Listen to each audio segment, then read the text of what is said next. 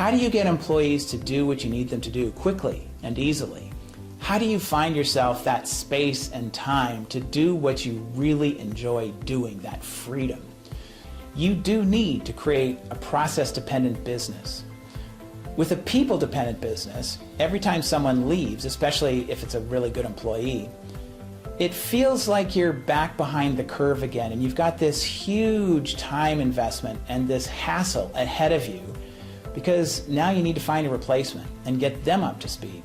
And if that employee who just left was doing a great job achieving maybe what we might call rock star results, a lot of times you lose the method that he or she used to get those rock star results. They were in his or her head and they just left. So you need to get that knowledge, how you do everything, documented. You need to get it out of your head and into a format that an employee can use and execute. We've come up with a method to make happen what all of the coaches and consultants and authors are asking you to do. They all tell you to get your processes implemented. None of them tell you how. So I'm going to teach you how to make that happen. Not all in one video. It's too much to put into one video. I'm going to break it down into simple steps.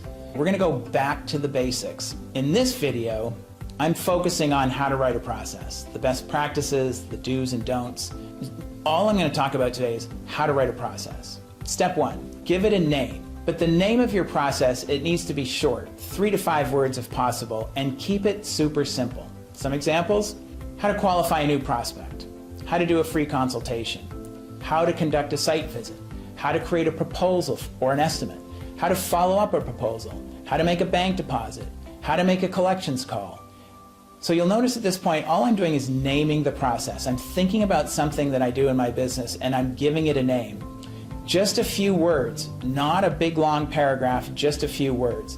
Once you've got the process identified, step number 2, you want to write a very short sentence or two that describes the purpose of the process. At this point, you're not describing how to do it, you're just thinking about, why do I need this process? What's the goal of it? We call this the objective of the process. So for example, let's say you're a landscape architect or a landscape maintenance company, something like that, and you do site visits. Well, a process name might be how to conduct a site visit.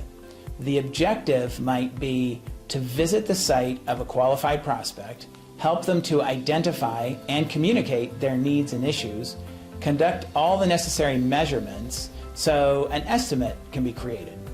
So you'll see that I'm not describing how to do it right there. I'm just writing a sentence or two that describes the objective of why I need this process.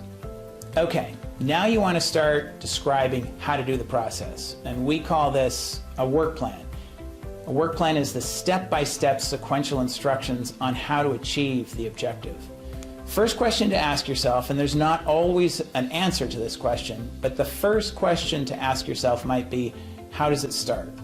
In this example of how to conduct a site visit, the first step, how it starts, is an appointment for a site visit is scheduled for a prospective client. So that becomes step 1. An appointment is set for a prospective client. Step number 2, on the day of the appointment, call to confirm and let the client know the approximate time of your arrival. When are you going to be there? Step number 3, upon arriving at the client's door, knock on their door and take a step back. Taking a step back means you're not going to be right in the client's face when they open the door. And what we found is it's better to knock rather than ring the doorbell. For some reason, we found that subconsciously a knock is more familiar, and the doorbell seems to signify that there's a stranger at the door. Okay. Next step, when the client answers the door, greet them. And here you might even write a script. Hello, Mrs. Robinson. My name is Michael and I'm with ABC Lawn Maintenance. Before I get started, is my truck parked okay? And so on. You just walk through as simply as possible all the steps of the process in sequential order. Keep your writing succinct. Don't write paragraphs of content. If you write too much, no one's going to ever read it. And it's also going to take you forever to get your processes written. But it needs to be more than a simple flowchart. Flowcharts or mind maps are great for outlining the broad strokes of a process. If you use a flowchart or a mind map, after it's completed, add some detail to each of the boxes on the chart.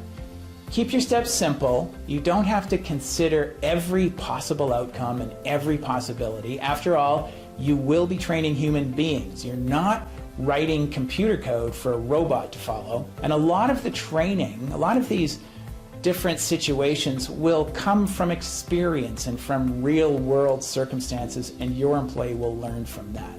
You can't possibly write everything that's going to happen in every situation. After you've written all of the steps, ask yourself, are there any expectations you have of someone following this process? Expectations, they can be described as maybe timing expectations, behavioral expectations, quantifiable expectations.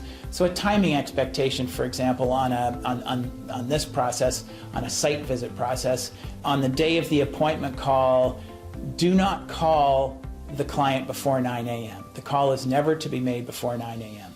Maybe behavioral expectations when speaking with a prospect, never use slang. Language will always be in a professional tone and a courteous manner. So that's it. It's that simple.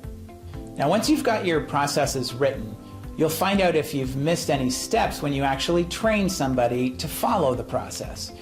If your employee is looking at you with like this deer in the headlights blank stare, or maybe is confused about a step, how did you get from this step to that step? That's an opportunity to see that maybe you've made an assumption. You know how to do this so well that you skipped a step, and you can add some more detail to the process. Maybe when you go through the process, when you train your employee, they look at you and they say, got it, brilliant, I totally got it. And then they go out and they make mistakes, they fail to execute the process. That's another indication that something might be missing from the documentation. And again, a slight innovation is necessary. Rarely are you ever going to get it perfectly accurate the very first time. Do not stress about that. Get as much as you think is necessary down and then test it out.